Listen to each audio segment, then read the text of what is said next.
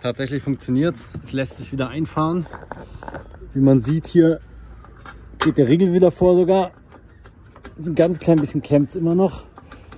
Aber das ist auch immer so gewesen. Ich fahre es nochmal aus.